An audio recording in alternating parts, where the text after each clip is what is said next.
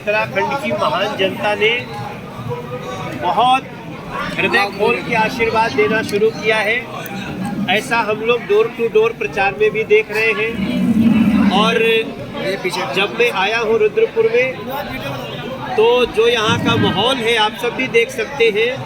हमें पूरा विश्वास है कि यहाँ से इस बार शिव अरोड़ा भारतीय जनता पार्टी के प्रत्याशी विधायक बन करके धामी सरकार में शामिल होंगे और नरेंद्र मोदी जी को और धामी को, अजय भट्ट जी को यहाँ की जनता आशीर्वाद देगी और उत्तराखंड की जो विकास यात्रा शुरू हुई है, जो गौरव यात्रा शुरू हुई है, वो और भी तेजी से आगे बढ़ेगी। बागियों को नहीं मना पाए आप?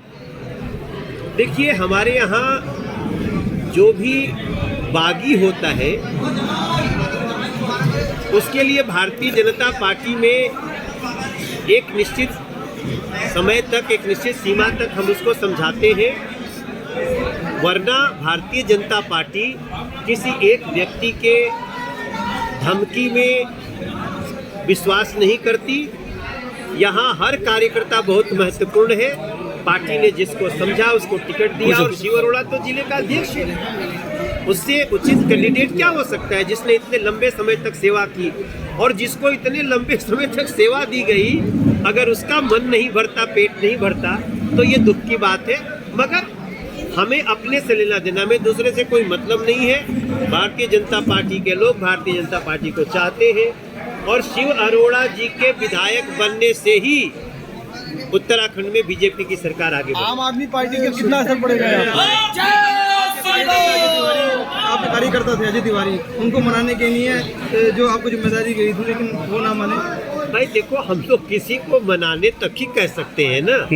अब जब किसी को अपना मन हो गया तो हम उसको यही कहेंगे, चलो भाई, आप अगर परिवार से अलग होते हैं तो अब तो राजनीति और सरकार एक व्यक्ति की नहीं रह गई ना। अगर उत्तराखंड में बीजेपी की सरकार बनी, मोदी जी प्रधानमंत्री, यहाँ बीजेपी गवर्नमेंट, तभी ना आज हम गर्व से कह सकते हैं कि हमने हर क्षेत्र में, यहाँ तक कि एक इतने बड़े संकट में भी हमने उत्तराखंड को, कोविड संकट में भी कैसे बचा के लाए।